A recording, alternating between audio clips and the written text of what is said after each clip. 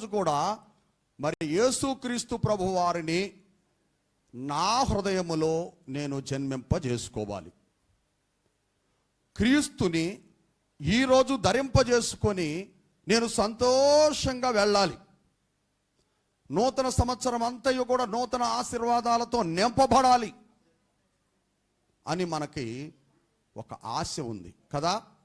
మరి ఇప్పుడు క్రీస్తుని హృదయములో జన్మింపజేసుకోవటం ఎలాగా? ప్రభువుని మనము ధరించుకోవటము ఎలాగా? ఎలా ఉంటే క్రీస్తు మన హృదయంలో జన్మిస్తాడు? ఎలా అయితే క్రీస్తును మనం ధరించుకొని వెళతాం? ఈ మాటలే పురస్కరించుకొని వాక్యములో మనము శ్రేష్టమైన వాక్యాన్ని ధ్యానిద్దాము. మొదటిగా, ఈ లోకానికి యేసుక్రీస్తు ప్రభువు రావటానికి అప్పుడప్పుడు సంకల్పించినటువంటి సంకల్పము కాదు. ఇది ఆది నుండే ప్రభువు ఒక గొప్ప ప్రణాళిక కలిగి ఉన్నారు. ఆయన ఏర్పాటు ఇది. అయితే ఆయన ప్రవక్తల ద్వారా ఎన్నో వేల సంవత్సరాల క్రితము క్రీస్తు జన్మిస్తాడు అనేటువంటి ఆ ప్రవచనాన్ని పలికించారు. ఆయన క్రీస్తు ఎలా పుడతాడో ప్రవచనాన్ని పలికించాడు. ఎవరికి పుడతాడో ప్రవచనాన్ని పలికించాడు. ఎక్కడ పుడతాడో కూడా ప్రవచనాన్ని పలికించారు. దేవుని ప్రవక్తలు ఆది నుండి క్రీస్తును గూర్చి ప్రవచనాలు పలుకుతూ చెప్పుతూ ప్రవక్తలు బోధిస్తూ ప్రవచిస్తూ వస్తున్నారు. ఆ ప్రవక్తలు ప్రవచించినటువంటి ప్రవచనాలు మనం కొన్ని ధ్యానిద్దాం. ఇప్పుడు వాళ్ళు చెప్పినట్లుగా, దేవుడు చెప్పించినట్లుగా క్రీస్తు జన్మించాడా, లేకపోతే ఎక్కడన్నా మిస్టేక్ జరిగిందా? ఎక్కడన్నా మిస్టేక్ జరిగిందా అనేది ఆలోచన చేద్దాం.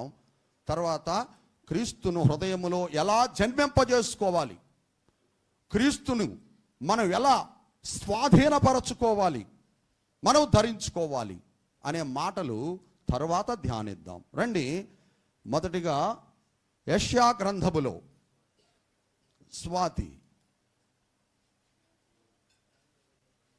శోభ యెషయా గ్రంథములో 9వ అధ్యాయము 6వ వచనములో చదవండి.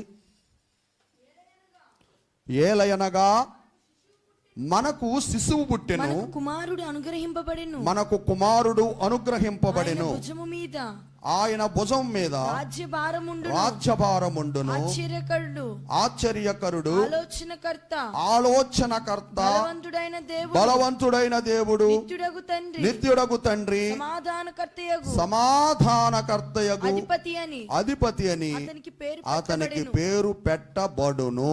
చాలు, ప్రార్థన చేసుకుందాం. తర్వాత వాక్య ధ్యానములోనికి ప్రవేశిద్దాం. స్తోత్రము తండ్రి, స్తోత్రం ప్రభువా.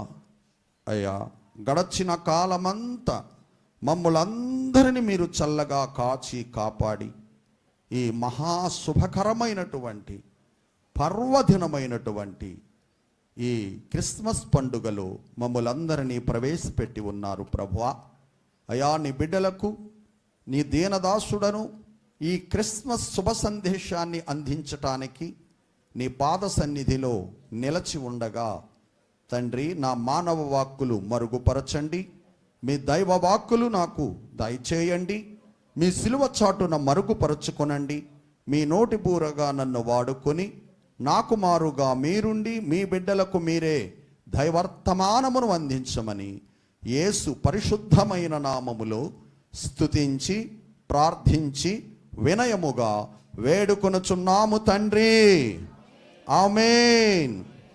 ఓకే, మీకు క్రిస్మస్ గ్రీటింగ్స్ తెలియజేసిన తర్వాత వాక్యాన్ని నేను అందిస్తాను. మనము డిసెంబర్ నెలంతా కూడా ఈ క్రిస్మస్ గ్రీటింగ్స్ ఎలా చెప్పుకున్నామంటే అడ్వాన్స్ శుభాకాంక్షలు. కాబట్టి ఇప్పుడు రియల్లీ శుభాకాంక్షలు, అవునా?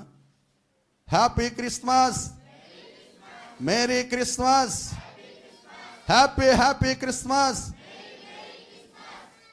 God bless you all. Okay.